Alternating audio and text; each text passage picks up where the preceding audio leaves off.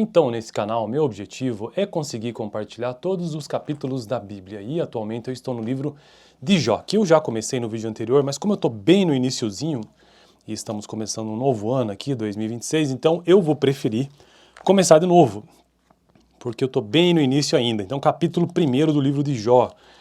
Eu já consegui gravar aqui no canal todos os capítulos da Bíblia, de Gênesis até Jó, né? Então, Gênesis, Êxodo, Levítico, Números, Deuteronômio, Josué, Juízes, Ruth, 1º e 2º Samuel, 1º e 2º Reis, 1º e 2º Crônicas, Esdras, Neemias e Esther.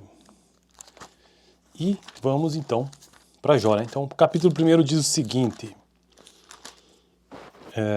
Jó, que para muitos é o livro mais antigo da Bíblia, para outros não, mas vamos lá. Então, introdução, capítulo é o livro de Jó. Na terra de Uz vivia um homem chamado Jó, terra de Uz. Era um homem íntegro e justo, temia Deus e evitava fazer o mal. Tinha ele 7 filhos e 3 filhas, e possuía 7.000 ovelhas, 3.000 camelos, 500 juntas de boi e 500 jumentos, e tinha muita gente a seu serviço. Era o homem mais rico do Oriente, de fato, né? Por essa quantidade de bens, com certeza deveria ser um homem muito, muito rico, ainda mais para aquela época. Seus filhos, esse capítulo ele tem 22 versos.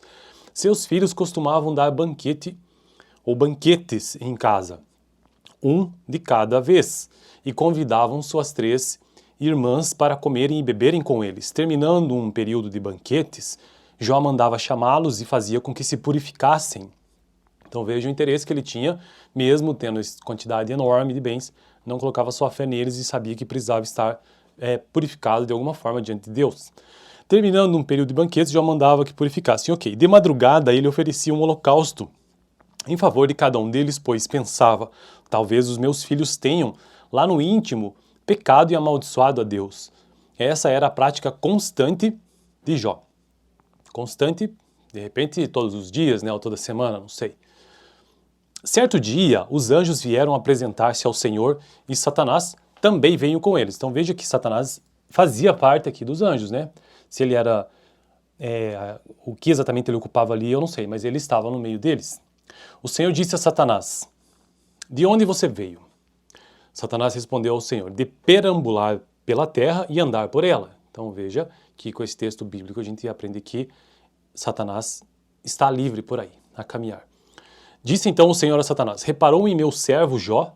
Não há ninguém na terra como ele, irrepreensível, íntegro, homem que teme a Deus e evita o mal. Olha a quantidade de qualidades que o próprio Deus coloca para Jó. Então, nesse texto, irrepreensível, não há o que buscar nele de errado para ser repreendido, íntegro, homem que teme a Deus e evita o mal. São 4 coisas. Será que Jó não tem razões para temer a Deus?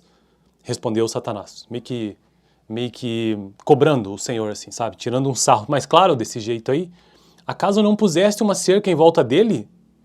Da família dele, de tudo que ele possui? Tu mesmo tens abençoado tudo o que ele faz, de modo que os seus rebanhos estão espalhados por toda a terra. Mas estende a tua mão e fere tudo o que ele tem, e com certeza ele te amaldiçoará na tua face. Veja, e aqui ele diz tudo é tudo mesmo, né? Tudo que ele já havia mencionado antes. O Senhor disse a Satanás: pois bem, tudo que ele possui está nas tuas mãos, tudo mesmo, apenas não toque nele.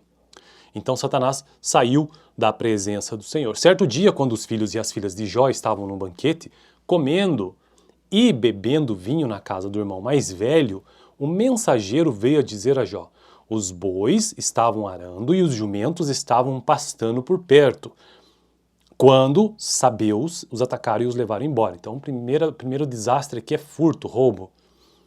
Nem sei a diferença entre eles nesse caso aqui. Mataram a espada, enfim, ele perdeu o primeiro bem, alguém surrupiando. Mataram a espada os empregados, segundo problema, a morte dos empregados, e eu fui o único que escapou para lhe contar.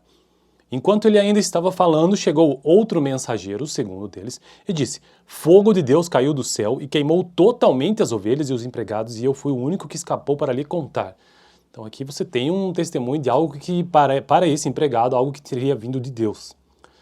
Bom, na verdade, até a tentação do próprio Satanás aqui está acontecendo vindo de Deus, né? Porque ele permitiu no final das contas.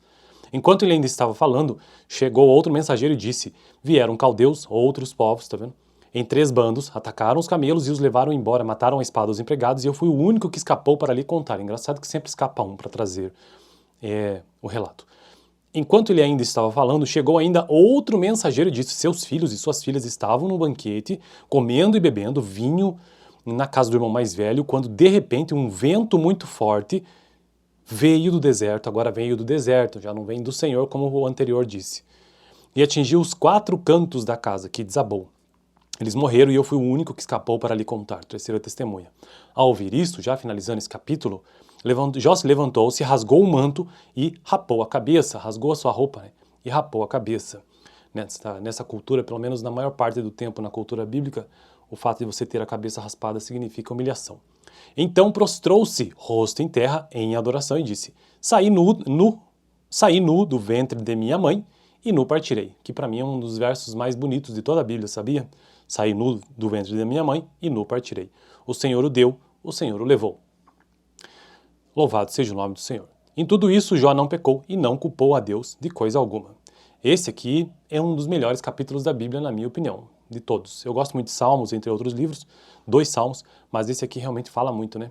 Bom, então esse foi o vídeo de hoje, capítulo 2º no próximo vídeo, um vídeo anterior.